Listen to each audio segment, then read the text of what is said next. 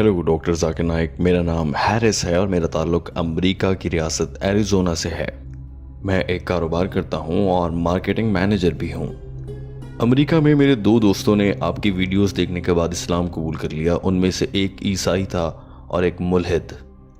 मेरे एक दोस्त ने आपकी एक डीवीडी मुझे दी जिसमें यह बताया जाता है कि एक लादीन जिसका कोई यकीन नहीं होता वो इस्लाम की जानिब कैसे आए, इस्लाम को कैसे समझे। मैंने वो डीवीडी देखी लेकिन उसने मेरे सवालों का जवाब नहीं दिया, जबकि आपके सवालों के अक्सर जवाबात मिल जाते हैं और बहुत से लोगों से मैंने पूछा मगर मेरे सवालों का जवाब नहीं मिला। मैंने बहुत से ज़हीन लोगों से भी ये सवाल किया मगर आज तक मुझे इत्मीनान बख्श जवाब नहीं मिला। मैंने यूट्यूब पर अब तक जितने भी उलमा को सुना है उनमें से आप मुझे सबसे अच्छे लगते हैं। आप सबसे ज़्यादा अच्छी बात, समझ में आने वाली बात करते हैं और उसूल की बात करते हैं। और मेरे ख्याल से मेरा सवाल बहुत अहम है क्योंकि आज तक मुझे मेरे सवाल का जवाब नहीं मिला है। मेरे सवाल के दो हिस्से हैं, आप इसे एक सिक्के के दो रुख कह सकते हैं। पहला सवाल ये है कि अल्लाह ताला ने ये पूरी दुनिया बनाई है। कुरान पाक बताता है कि अल्लाह ने ये दुनिया कैसे बनाई। कुरान कहता है कि अल्लाह ने बहुत से दिन इस्तेमाल किए, पहाड़ बनाए और इंसान के लिए एक आजमाइश के तौर पर उसको दुनिया में भेजा। मेरा सवाल ये है कि जब अल्लाह ताला ने ये दुनिया बनाने का सोचा, दुनिया बनाने से पहले, यहाँ तक कि जब अल्लाह ने इस सारे ये मंसूबाबंदी की थी कि वो एक दुनिया बनाएंगे, नबी सल्लल्लाहु अलैहि वसल्लम को भेजेंगे, उस वक्त भी अल्लाह ताला को मालूम था, क्योंकि अल्लाह ताला सब कुछ जानते हैं, अल्लाह को मालूम था कि इस दुनिया में आखिर में ऐसे लोग आएंगे जो उनको मायूस करेंगे, वो दुनिया में बुरे काम करेंगे। अल्लाह को मालूम था कि वो बुरा काम करने वाले लोग जहन्नुम में जाएंगे, उनको आग में जलाया जाएगा। जब अल्लाह को पता था कि इस सारे का नतीजा अच्छा नहीं है, दुनिया में जराइम होंगे, गुनाह होंगे, अल्लाह ताला के पास खुदाई इल्म है, अल्लाह को मालूम था कि दुनिया में ये सब कुछ होगा, तो फिर अल्लाह ने ये दुनिया क्यों बनाई? जिन लोगों को जहन्नुम में डालना है, उन्होंने दुनिया में फसाद बर्पा करना था, तो अल्लाह ने क्यों दुनिया बनाई? तो मेरा पहला सवाल ये है कि अल्लाह ताला ऐसा कैसे कर सकते हैं जब उनको मालूम है कि दुनिया ने ख़राब होना है, तो वो दुनिया को क्यों बना रहे हैं जब उनको मालूम भी है? और मेरे सवाल का दूसरा हिस्सा, जिसे आप सिक्के का दूसरा रुख भी कह सकते हैं, कि अगर मैं मान भी लूँ कि अल्लाह सबसे बड़ा है, अल्लाह ने ही ये दुनिया बनाई और सब कुछ, तो कुरान पाक में जैसा कि अल्लाह ताला फरमाते हैं कि ये सब मेरे लिए बहुत आसान है दुनिया बनाना, तो अल्लाह ताला कुरान पाक में ही इस बात पर जोर क्यों दे रहा है कि पहाड़ों को देखो, नदियों को देखो, दुनिया को देखो, इलेक्ट्रॉन प्रोटॉन को देखो, मैंने ये सब कितना अच्छा बनाया है। अल्लाह को तारीफ क्यों चाहिए जब अल्लाह ताला के लिए ये सब कुछ करना बहुत आसान था? जैसे कि कुरान पाक में है कुन फयाकुन, अल्लाह कहता है हो जा तो वो हो जाता है। अल्लाह के लिए इतना आसान है, तो अल्लाह ताला हमसे अपनी तारीफ क्यों सुनना चाह रहे हैं? हमारे इस भाई ने बहुत अच्छा सवाल किया है, बल्कि दिमाग को झंझोड़ देने वाला सवाल किया है। और इन्होंने मेरी यूट्यूब पर बहुत सी वीडियोस भी देखी हैं जो कि मुल्हिद लोगों से मुताल्लिक होती हैं, लिहाजा एक दो सवाल इनके रह गए हैं, उनका मैं आज जवाब दे देता हूँ। भाई ने सवाल किया है कि अल्लाह ताला को सब कुछ मालूम है, लेकिन जब अल्लाह ने ये दुनिया बनाई और अल्लाह को ये भी मालूम था कि लोग जहन्नुम में जाएंगे, तो उस वक्त अल्लाह ताला ने, हाँ अल्लाह ताला इसे रोक सकते थे, हाँ अल्लाह ताला इसे रोक सकते थे। मेरा मतलब है कि अल्लाह को मायूस ना होना पड़ता। हाँ जाहिर है, हाँ मैं जवाब दे रहा हूँ। भाई ने कहा कि अगर एक भी आदमी जहन्नुम में जाएगा अल्लाह को मायूसी होगी। इनके सवाल की जानिब आते हैं, मैं इसका जवाब देता हूँ। मैंने एक स्कूल बनाया, शायद आपने उसके बारे में सुना हो, इस्लामिक इंटरनेशनल स्कूल। तो मिसाल के तौर पर अगर एक उस्ताद बच्चों से इम्तिहान ले रहा है और रियाजी यानी हिसाब का पर्चा है, उसमें वो पूछता है कि 2 + 2 कितने होते हैं और बच्चा उसमें 5 लिख देता है, तो क्या आपके ख्याल से एग्जाम्स के बाद, इम्तिहान के बाद तो टीचर उसको बता सकता है कि 2 + 2 5 नहीं 4 होते हैं, लेकिन इम्तिहान के बीच में तो उसको नहीं बता सकता कि 2 + 2 4 होते हैं, तुम गलत लिख रहे हो। इम्तिहान के बीच में तो नहीं बताया जा सकता। हाँ अगर टीचर के पास ये ऑप्शन होगा, नहीं, आप मेरी बात को समझे नहीं है। तो मेरा आपसे ये सवाल है कि अगर टीचर ऐसा करता है तो बाकी तालिब इल्म क्या समझेंगे? उनके साथ क्या हुआ? नाइंसाफी हुई। हाँ नाइंसाफी हुई।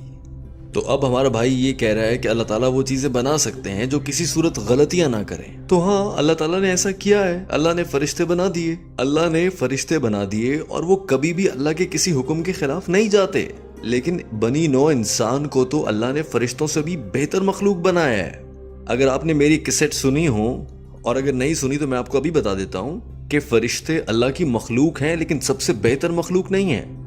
अल्लाह ने इंसान बनाए और उनको आज़ाद छोड़ दिया कि वो अल्लाह के अहकामात की खिलाफ वर्जी भी कर सकते हैं और उसके हुक्म पर अमल भी कर सकते हैं।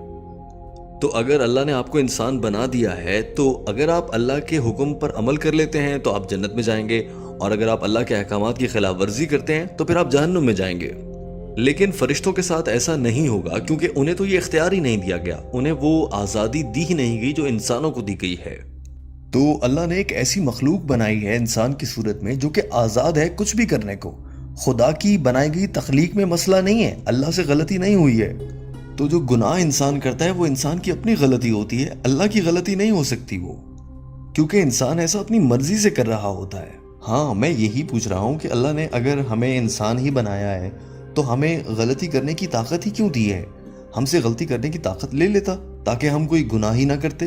یہ تو اللہ کی مختلف مخلوقات ہیں، آپ کیا سمجھتے ہیں اللہ کوئی ایسی مخلوق بناتا جو اپنے دماغ سے خود سوچ ہی نہ سکتی ہو؟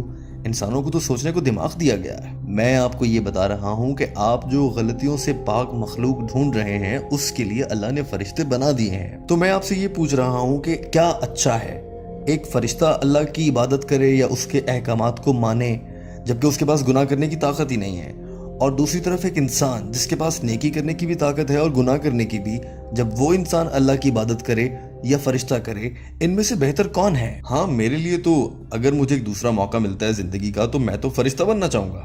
جی ہاں، دوسرا موقع۔ اسی لیے اللہ تعالیٰ قرآن پاک میں فرماتا ہے، سورہ الاعراف چیپٹر نمبر 7 آیت نمبر 172، اللہ فرماتا ہے کہ میں نے انسانوں کو آدم سے بنایا ہے، تمام انسان آدم کی اولاد ہیں۔ اسی طرح سے قرآن پاک کی سورہ الحشر چیپٹر نمبر 59 آیت نمبر 21 میں اللہ تعالیٰ فرماتا ہے، اگر میں یہ قرآن پاک پہاڑوں پر نازل کرتا تو وہ پہاڑ اس کی دہشت سے ریزہ ریزہ ہو جاتے۔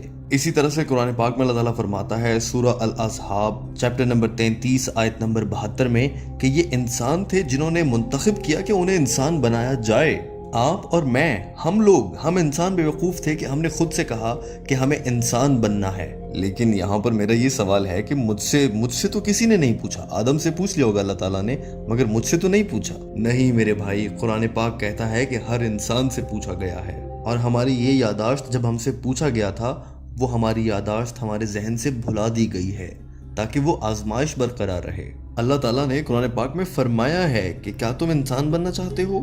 اگر انسان بنو گے تو تم ایک بڑی اور اچھی مخلوق کہلاؤ گے، اور اگر تم فرشتے بنو گے تو تم ایک چھوٹی مخلوق کہلاؤ گے۔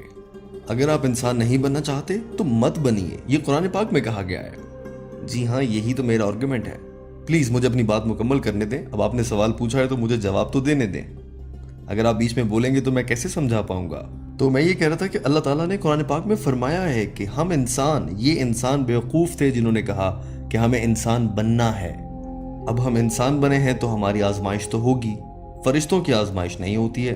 اگر آپ اپنی آزمائش میں اس دنیا میں کامیاب ہو جاتے ہیں تو آپ فرشتوں سے بھی بہتر ہوں گے، اور اگر آپ اللہ کی نافرمانی کریں گے تو آپ فرشتوں سے نچلے درجے کی مخلوق ہو جائیں گے۔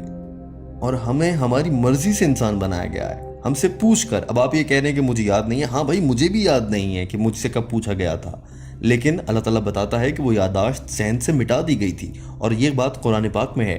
میں قرآن پاک پر یقین رکھتا ہوں۔ اللہ تعالیٰ قرآن پاک میں فرماتا ہے کہ روز محشر قیامت کے دن کوئی ایک بھی انسان ایسا نہیں ہوگا جو میرے نظام انصاف پر سوال اٹھا سکے گا، اور وہ ہم اگلے جہان میں دیکھیں گے، مگر تب انسان کہے گا اللہ میاں ایک موقع اور دے دو، لیکن اللہ تعالیٰ کہیں گے اب بہت دیر ہو چکی۔ تو قرآن یہ کہتا ہے کہ کوئی اللہ کے نظام انصاف پر سوال نہیں اٹھائے گا، اس سے وہ مطمئن ہوں گے۔ ہاں، پھر وہ منتیں کریں گے کہ ہمیں واپس دنیا میں بھیج دو، لیکن تب تک بہت دیر ہو چکی ہوگی۔ اللہ نے ہمیں سارے موقع اس دنیا میں دے دیے ہیں۔ آپ ایک غلطی کرتے ہیں، اللہ تعالیٰ آپ کو موقع دیتا ہے کہ معافی مانگ لیں، اللہ آپ کو معاف کر دیتا ہے۔ آپ پھر غلطی کرتے ہیں، پھر معافی مانگ لیں، اللہ پھر معاف کر دے گا۔ لیکن ایک بار آپ مر جاتے ہیں تو پھر وہ واحد موقع ہوتا ہے۔ پھر آپ کا یہ سوال کہ اللہ نے انسان کیوں بنائے، تو کیونکہ یہ سب سے بہترین مخلوق ہے۔ آپ خود سوچیں، انسان آزاد ہیں سوچنے کو، اچھے برے کا انتخاب کرنے کو آزاد ہیں، ہم سوچ سکتے ہیں۔ آپ خود بتائیے کہ ایسی مخلوق بہتر ہوگی جو خود سے سوچ سکتی ہے، یا ایسی مخلوق بہتر ہوگی جو سوچ ہی نہیں سکتی؟ اور ہم سے انسان بنانے کی اجازت لی گئی تھی، یہ آپ کو یاد نہیں، مجھے بھی یاد نہیں ہے، لیکن جب ہم دونوں مریں گے، قیامت کے دن ملیں گے، اس دن آپ مجھے کہیں گے کہ مجھے یاد آ رہا ہے، اور میں بھی آپ کو کہوں گا کہ مجھے بھی یاد آ گیا، کیونکہ اللہ تعالیٰ نے وہ ذہن سے ہمارے مٹا دیا ہے اس دنیا میں رہتے ہوئے۔ قیامت کے بعد ہم سب کو یاد آ جائے گا۔ تو یہ تو مجھے بھی یاد نہیں ہے، لیکن میرا قرآن پاک پر یقین ہے، اور قرآن پاک کبھی غلط نہیں ہو سکتا۔ اور اگر آپ نے میرا وہ لیکچر سنا ہے جس میں میں نے کہا ہے، بتایا ہے کہ کس طرح سے قرآن پاک کا 80% حصہ بالکل سائنس سے مطابقت رکھتا ہے، باقی جو 20% ہے اس پر تنازع ہے، نہ وہ صحیح ہے نہ وہ غلط ہے، لیکن 80% بالکل ٹھیک ہے۔ تو میرا دماغ یہ کہتا ہے کہ جب کسی 100% میں سے 80% بات بالکل ٹھیک ہو، ثابت شدہ ہو، اور جو 20% ہے اس میں سے کچھ غلط ثابت نہ ہوا ہو، ہاں اس پر ڈیبیٹ جاری ہو، تو میرا دماغ یہ کہتا ہے کہ ہاں یہ 20% بھی ٹھیک ہوگا، اور اسی طرح سے قرآن پاک 100% بالکل ٹھیک کتاب ہے۔ میں ایک سائنسی سوچ رکھنے والا آدمی ہوں، میں ایک فلسفے کو سمجھنے والا آدمی ہوں۔ ان سب کو دیکھتے ہوئے میں قرآن پاک پر یقین رکھتا ہوں، اور قرآن پاک کی آیت پر میرا پورا اعتماد ہے۔ تو یہ ہم نے منتخب کیا ہے، ہم نے کہا ہے، تو ہم سوال نہیں کر سکتے۔ اب اگر آپ کو انسان نہ بنایا جاتا تو آپ سوال کرتے کہ بھائی مجھے انسان کیوں نہیں بنایا؟ تو اللہ تعالیٰ قرآن پاک میں فرماتا ہے کہ میں نے سب سے پوچھا، پہاڑوں سے پوچھا، ان پر اگر قرآن پاک اتارتے تو وہ ریزہ ریزہ ہو جاتے۔ انسان نے اپنی مرضی سے اجازت دی ہے۔ تو کیا آپ کو یاد ہے جب آپ سے پوچھا گیا تھا؟ مجھے تو یاد نہیں ہے۔ میرے پیارے بھائی، اگر آپ نے میرا جواب سنا ہے تو میں نے کہا کہ مجھے بھی یاد نہیں ہے ہم سے کب پوچھا گیا، لیکن اگر ہم سے پوچھ لیا گیا تھا اور اس کے بعد ہمارے ذہن سے مٹا دیا گیا، ایسا قرآن پاک بتا رہا ہے، اور اگر ہمیں یاد رہ جاتا تو پھر اس دنیا کی آزمائش کا تو کوئی فائدہ ہی نہیں ہوا۔ میں ایک اور مثال دیتا ہوں، اگر آپ کو آپ کے استاد کچھ پڑھاتے ہیں، سکھاتے ہیں، تو جب ٹیچر نے سکھا دیا، جب امتحان ہوگا تو وہ کتاب آپ سے واپس لے لے گا۔ جب امتحان کے وقت، وہ امتحان کے وقت آپ کو کتاب اور سوال نامہ اکٹھا نہیں دے سکتا۔ اگر ٹیچر یہ کہہ دے گا کہ یہ لو کتاب اور یہ لو سوال جواب لکھو، تو پھر ٹیسٹ تو ٹیسٹ نہ رہا، آزمائش تو ختم ہو گئی۔ ہاں جب امتحان ختم ہو جاتا ہے پھر آپ گھر جائیں کتاب سے دیکھ لیں۔ لیکن میں یہ کہہ رہا ہوں میرے بھائی میری بات سنو، جب امتحان ہو جائے گھر جا کر کتاب دیکھ سکتے ہیں نا؟ امتحان کے بیچ میں کیا آپ دیکھ سکتے ہیں؟ نہیں۔ تو میرے دوست، ہم اس دنیا میں ہیں تو ابھی یہ امتحان چل رہا ہے، ابھی یہ امتحان جاری ہے، یہ آزمائش ہے۔ ایک بار یہ آزمائش ختم ہو جائے، یعنی جب ہم مر جائیں، تو پھر آپ کو پتہ لگ جائے گا، کتاب میں جا کر اوپر دیکھ لیجئے گا۔ اگر آپ اس دنیا میں یہ کہیں گے مجھے کتاب دے دیں، میں بھول گیا ہوں، نہیں، ایسا نہیں ہو سکتا۔ امتحان کے دوران آپ کتاب نہیں کھول سکتے، اگر آپ ایسا کرتے ہیں تو یہ نقل کرنا ہوگا۔ تو ٹھیک ہے، سمجھ آیا؟ جب یہ امتحان ختم ہو جائے گا، آپ اللہ کے پاس جائیں گے دنیا سے رخصت ہونے کے بعد، تب بھی اگر آپ کو یاد نہ آیا، پھر آپ اللہ کو کہہ دیجئے گا کہ اللہ میاں ہمیں تو کتاب ہی نہیں دی۔ لیکن قرآن کہتا ہے کہ قیامت کے روز کوئی بھی انسان اللہ کے انصاف پر سوال نہیں اٹھائے گا۔ آپ یا میں یہ بات کہیں گے ہی نہیں، کیونکہ ہمیں خود ہی معلوم ہو جائے گا ہاں ہم سے پوچھا گیا تھا کہ تم نے انسان بننا ہے یا نہیں۔ ایک اور مثال کے ذریعے آپ کو سمجھاتا ہوں۔ اگر کوئی بچہ میڈیکل کالج میں داخلہ لینا چاہتا ہے، اسکول میں پڑھنے والے ہزاروں بچوں میں سے سارے تو میڈیکل کالج میں داخلہ نہیں لیتے، کوئی 1 ہوتا ہے، 5% ہوتے ہیں، 1% ہوتا ہے، انہیں میڈیکل کالج میں داخلہ ملتا ہے۔